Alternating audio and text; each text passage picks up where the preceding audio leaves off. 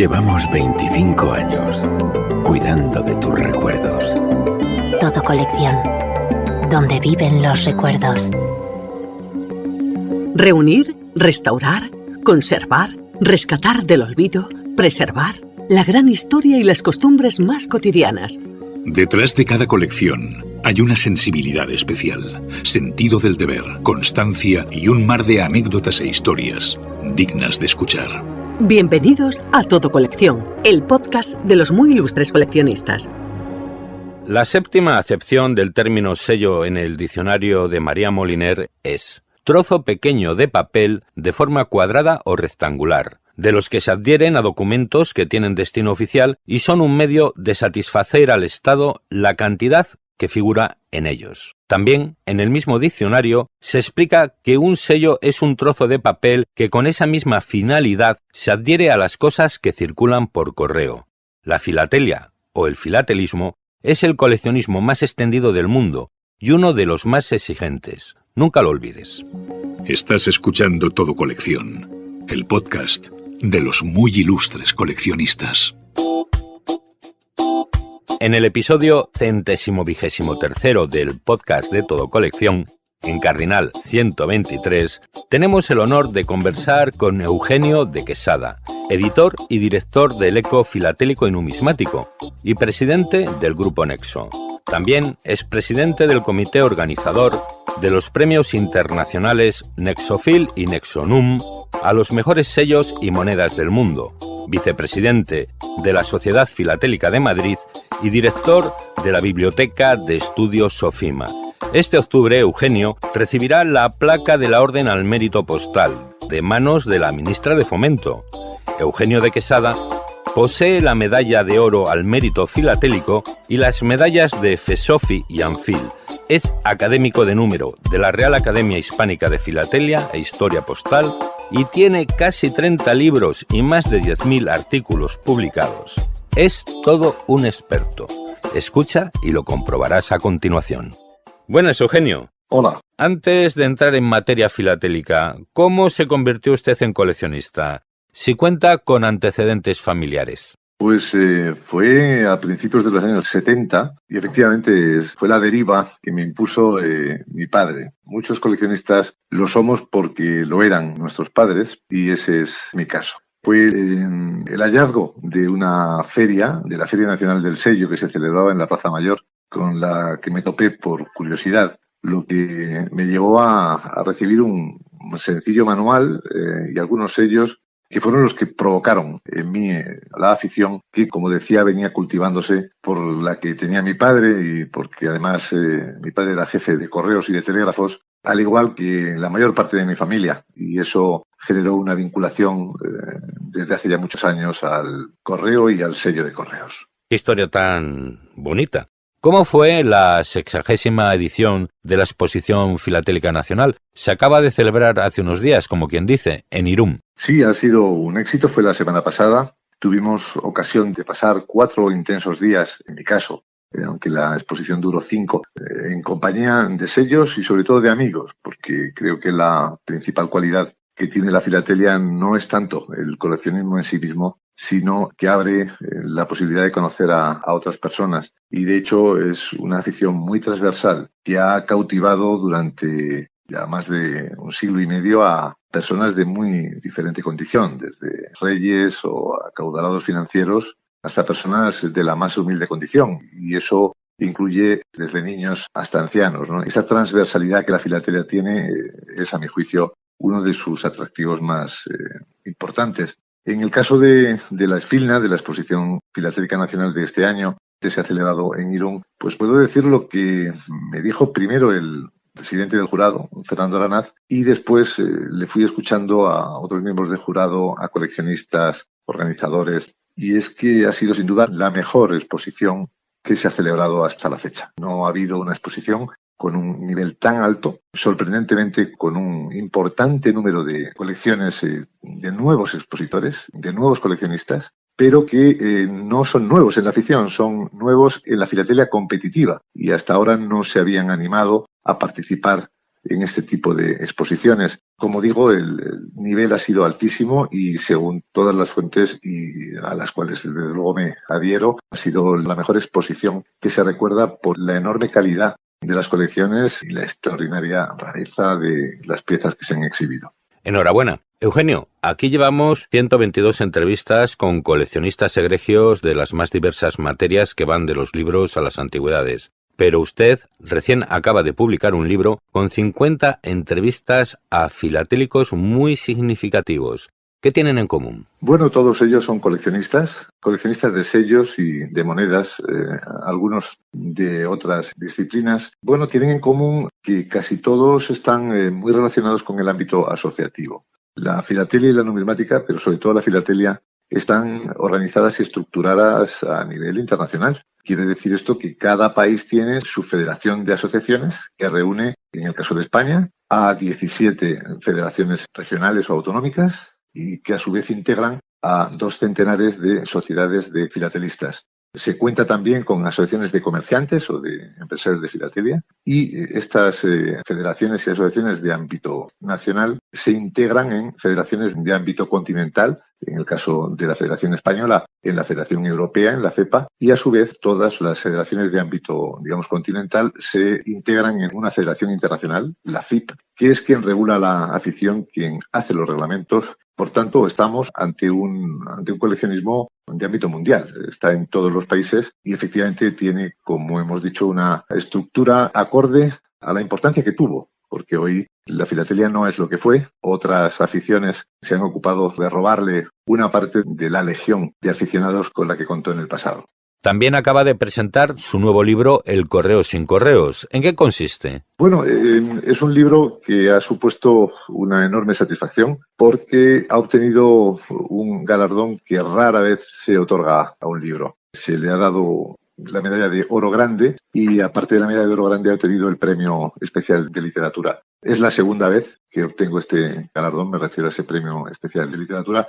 Y la verdad es que para mí es tanto más importante la edición de un libro que la colección, porque de alguna forma los libros lo que hacen es divulgar lo que se ha conseguido a través de la investigación que se ha desarrollado para realizar esa colección. Y en ese sentido se ha hecho la presentación a la que ha asistido un centenar de personas en la Esfilna. A eso se ha sumado otra presentación de forma virtual y bueno, dentro de que es una afición minoritaria, la verdad es que este libro de 2 centenares y medio de páginas, o sea, de gran formato y con una edición muy cuidada, que la iconografía es esencial, pues de alguna forma permite acercar a lo que yo denomino de forma, digamos, humorística, la prehistoria y filatelia, o sea, la parte más antigua de la historia del correo y de la comunicación escrita, como digo, permite acercarlo a través de una obra muy visual, aplicando aquello de que una imagen vale más que 1000 palabras. ¿Alguna historia que le haya sorprendido acerca del hallazgo de una colección de sellos? Bueno, en general las colecciones no suelen ser fruto de un hallazgo, sino de muchos, porque al final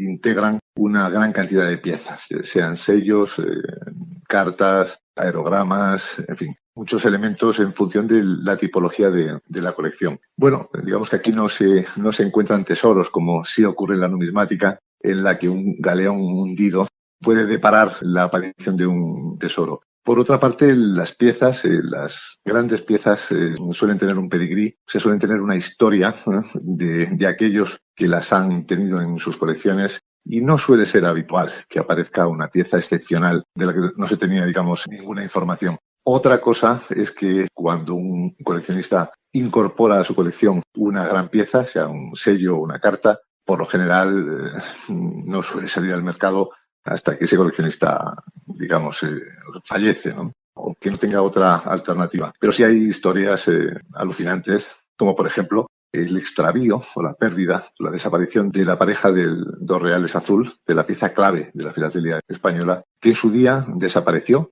y de la que todavía no se sabe su paradero. Por tanto, el día en el que esa pieza aparezca, yo creo que tendremos ese hallazgo de un tesoro al que usted se refería. Si eres coleccionista, caerás en nuestras redes.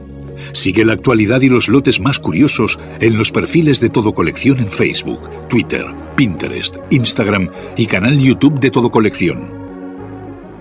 Conocimientos que se adquieren practicando la filatelia.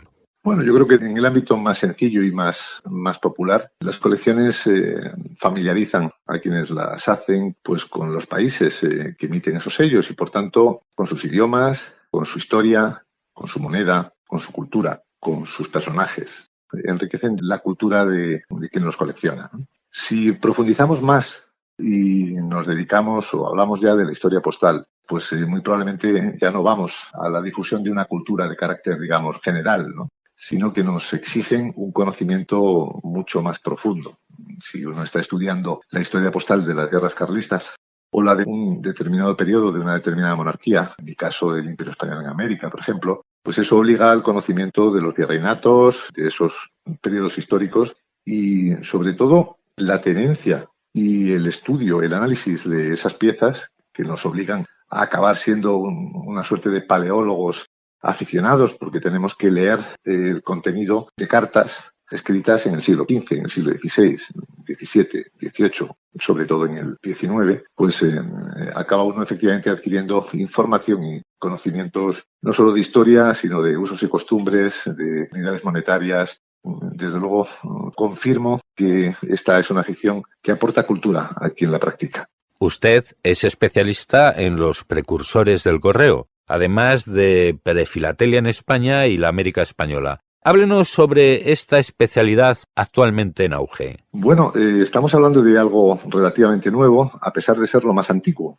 Digamos que la filatelia se ocupaba de los sellos.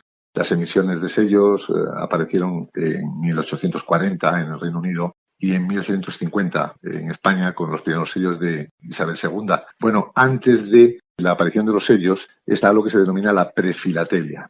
La prefilatelia consiste en el estudio de las marcas prefilatélicas que aplicaban, por ejemplo, la Administración de Madrid o la de Córdoba, tanto a las cartas que salían como una marca de origen como en su destino. A lo que se añaden fechadores o las marcas de cuño que identificaban además la fecha. La prefilatelia es un periodo que va desde la creación de la Real Renta de Correos por el rey Felipe V en 1716 hasta la aparición del sello de correos el 1 de enero de 1850. Esa sería la parte de la filatelia sin sellos.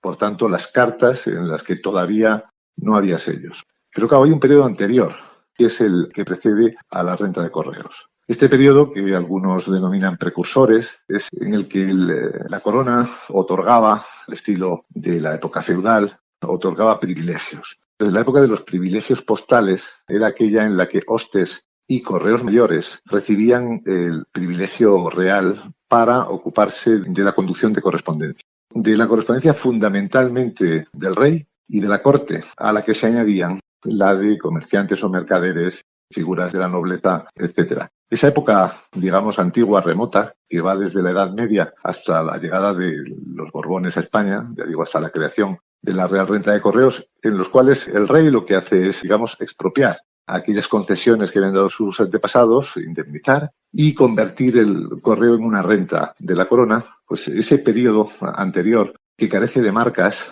pero no de portes y no de otras indicaciones, digamos, manuscritas, es al que yo me estoy dedicando últimamente y al que se refiere tanto ese libro que comentábamos antes como la colección del mismo nombre, El correo sin correos en España, siglos XV a XIX, cartas de fraude y fuera de valija, en el que lo que analizamos es aquellas cartas que se han conducido al margen del correo. Cartas que eran de fraude o se transportaban por particulares, propios, arrieros, chasquis, al margen, como digo, de los correos mayores o de la Real Renta de Correos y que durante estos siglos, del siglo XV, XVII, fueron más abundantes incluso que la correspondencia que llevaba, digamos, oficialmente correos. Bueno, este ámbito de investigación y de estudio es el que me ha permitido este año presentar una colección que ha obtenido medalla de oro grande y 91 puntos sobre 100, lo cual la coloca, digamos, en la élite de la filatelia de competición y le permite aspirar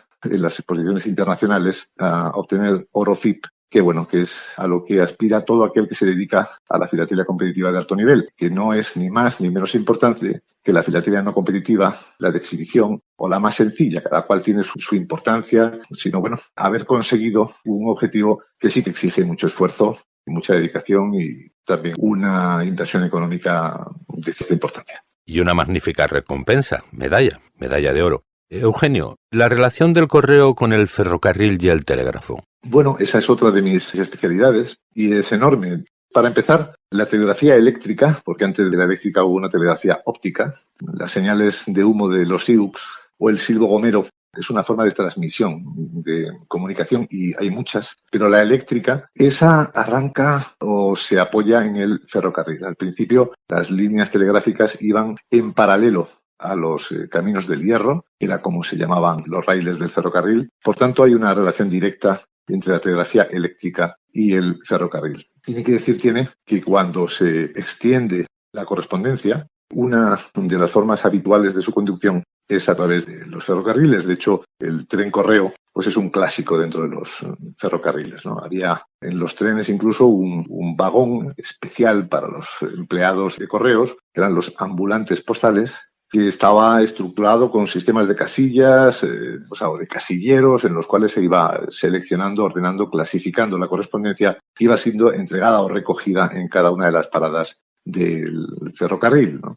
Esto se hacía mientras que el ferrocarril estaba en marcha y, por tanto, como digo, hay una relación directa entre el correo, la telegrafía y el ferrocarril, que yo he estudiado a través de algunas de mis colecciones o de mis libros. De hecho, mi discurso de ingreso en la Academia de Historia Postal fue la relación entre la telegrafía eléctrica y el correo en el periodo que va de los reinados de Isabel II a Alfonso XII, que era la parte, digamos, más ignota, menos estudiada de este periodo. Tengo asimismo dos colecciones a las que le tengo especial aprecio.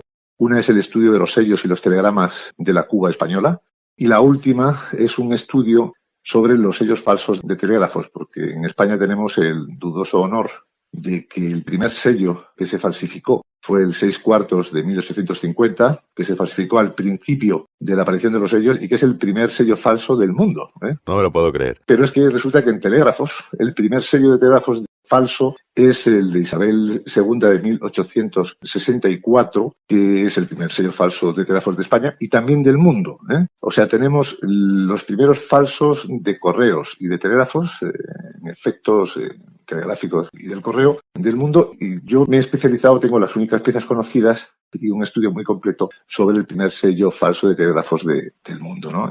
Hay que tener en cuenta que no es una falsificación concebida para defraudar a los filatelistas, sino al correo, y en su época. Con lo cual estamos hablando de algo excepcionalmente raro y, de hecho, efectivamente, estamos hablando de sellos que valen una pequeña fortuna, que se conocen muy pocos, y ya lo que es una maravilla es encontrar estos sellos circulados en una carta. Y, sobre todo, hay que distinguir entre el falso filatélico y el falso postal o de época. El falso filatélico por lo general no vale nada porque se hace para engañar a los coleccionistas, pero el falso postal, que además consiguió defraudar al correo en su época, son piezas clave y de las más raras que pueden incorporarse en las colecciones de sellos clásicos. Imagino que de estas curiosidades e investigaciones son las que salen publicadas en el Eco Filatélico. Bueno, el Eco Filatélico es una publicación que el año que viene alcanza sus 80 años de existencia. Yo escribía en el Eco en el año 78, cuando lo dirigía Celso Torrea. Nunca me imaginé que llegaría a ser, digamos, editor y director del Eco. Llevo una década al cargo del Eco, ¿no?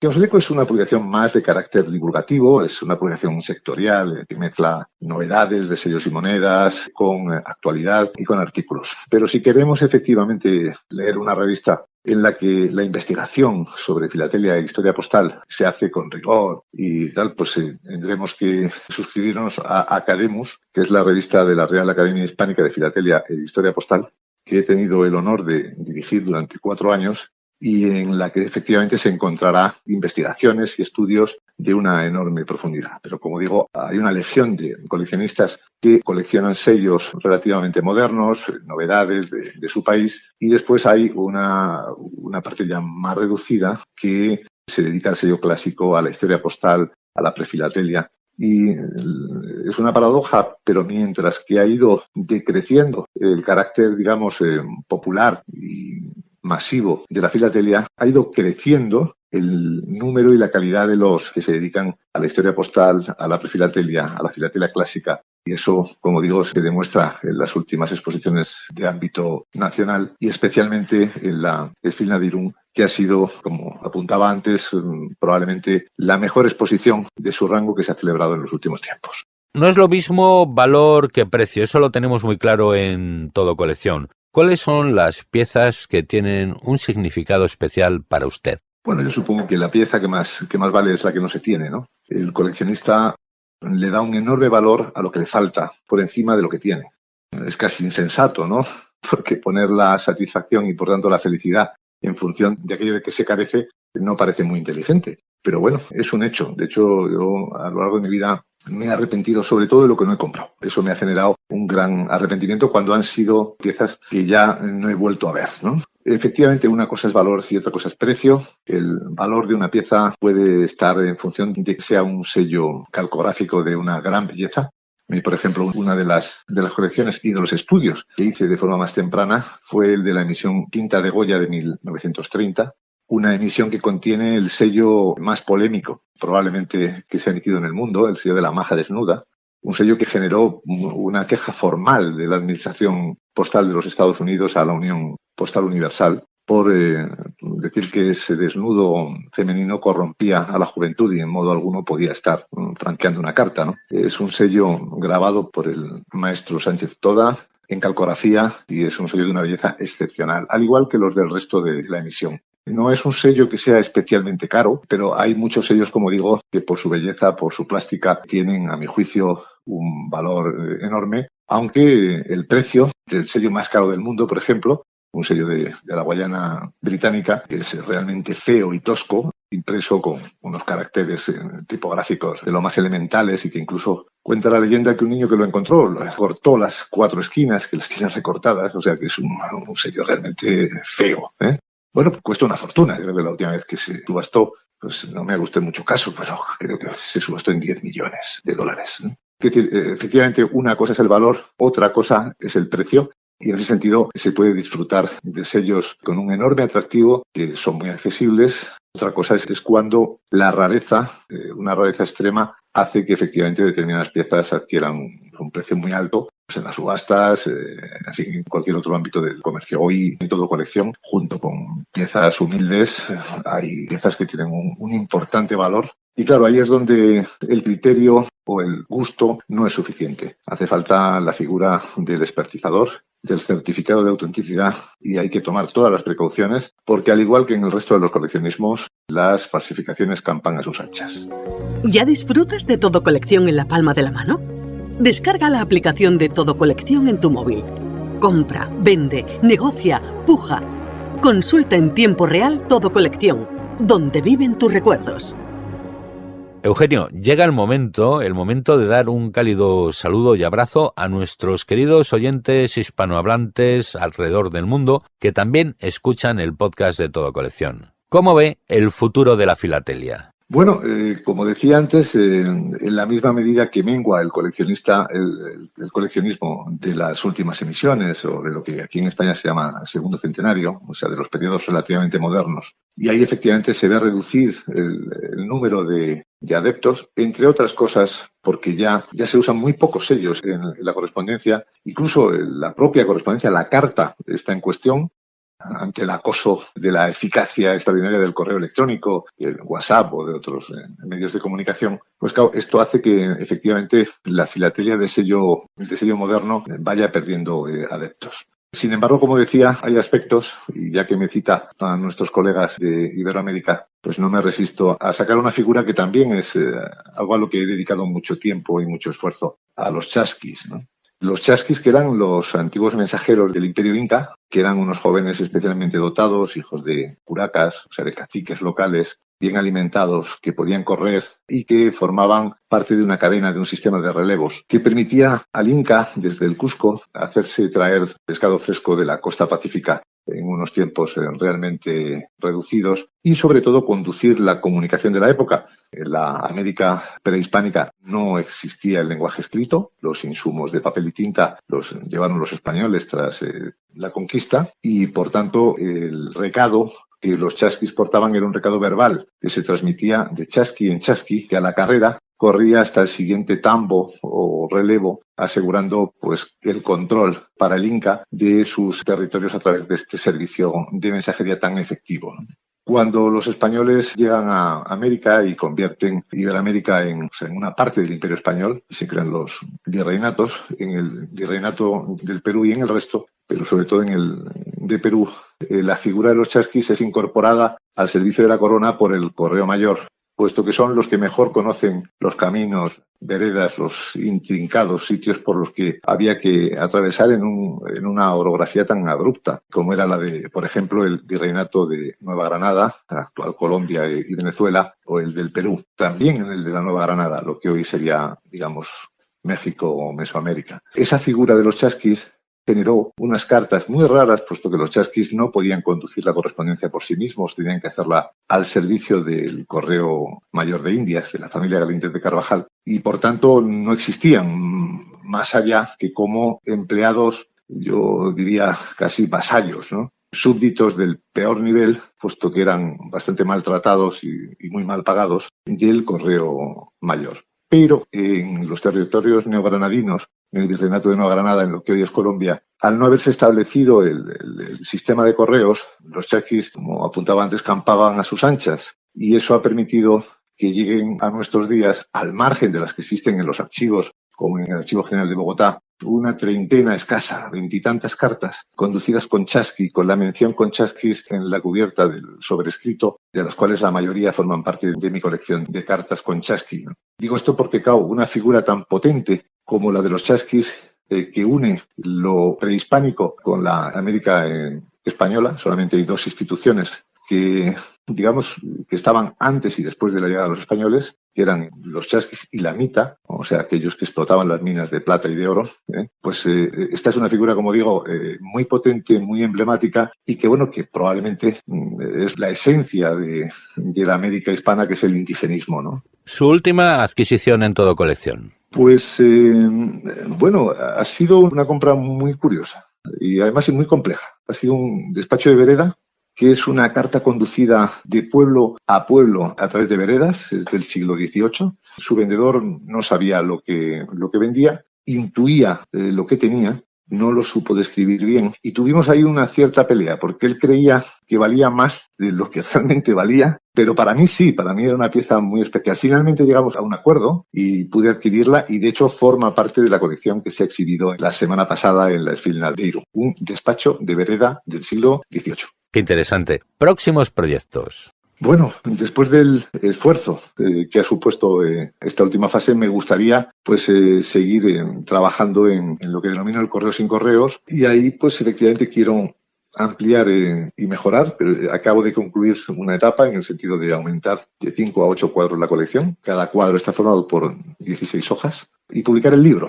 Tengo otra colección que ha obtenido este año medalla de oro. Es un estudio sobre las muestras de tejidos que se transportaban por el correo durante la Revolución Industrial. Estamos hablando fundamentalmente de Cataluña, de mediados del siglo XIX, el reinado de Isabel II, y en ese sentido he tenido la oportunidad de acaparar una buena parte de las piezas conocidas de cartas que incluyen una tarifa que se llamaba muestras sin valor, y en la cual efectivamente se enviaban estas muestras, se hacían los pedidos, etcétera. Ténganse en cuenta que en la época en la que estamos hablando el único medio de comunicación que había era ese, ¿eh? Por tanto, si uno quería adquirir de una fábrica de Sabadell unas determinadas telas, hilaturas o lo que fuere, tenía dos opciones. O se iba allí, lo cual era complicado con los caminos de la época, o a través del correo solicitaba lo que quería, se le enviaban unas muestras con los precios correspondientes, él formalizaba el pedido, hacía el pago y se le hacía llegar, normalmente una carta de aviso acompañando al fardo que lo transportaba. O sea, de la prehistoria de la industria de la moda de hoy, ¿no? De la industria textil, he de hacer, o estoy haciendo un estudio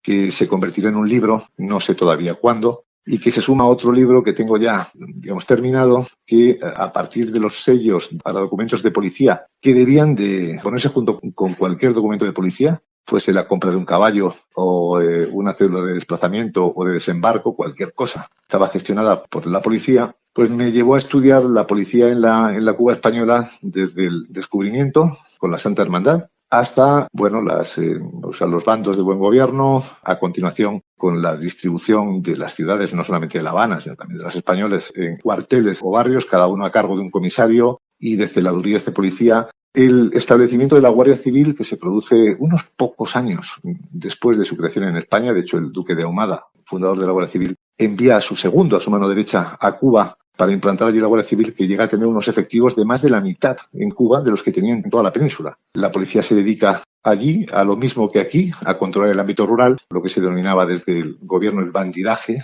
No era otra cosa que la insurrección que provocaría la pérdida de la isla con el apoyo imprescindible de los Estados Unidos, ¿no? Pues lo que era un estudio de sellos fiscales, de documentos de policía, pues acaba convirtiéndose en un ensayo histórico sobre la historia de la policía en la isla de Cuba. ¿Cuánto vale?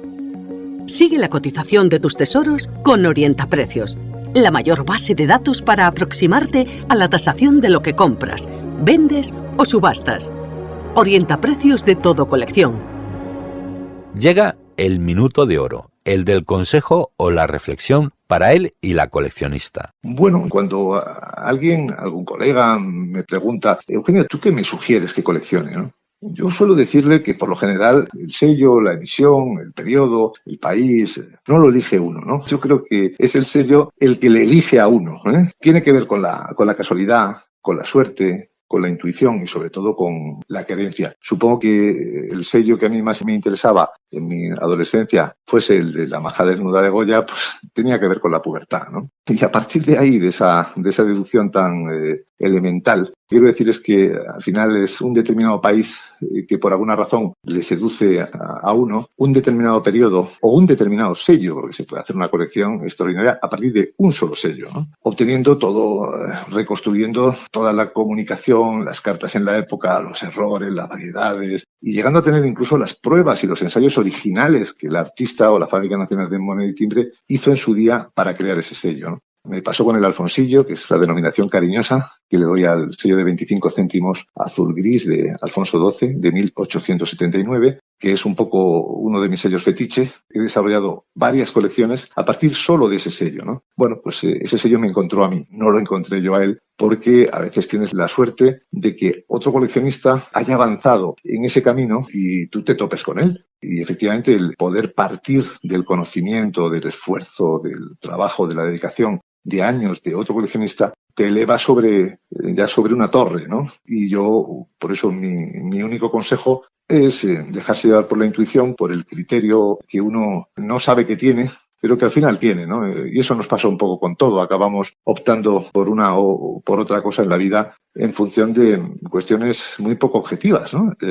Más bien intuitivas. Pues aquí lo mismo. Hay que dejar que el sello, que el objeto de colección le encuentre a uno, más que irlo buscando.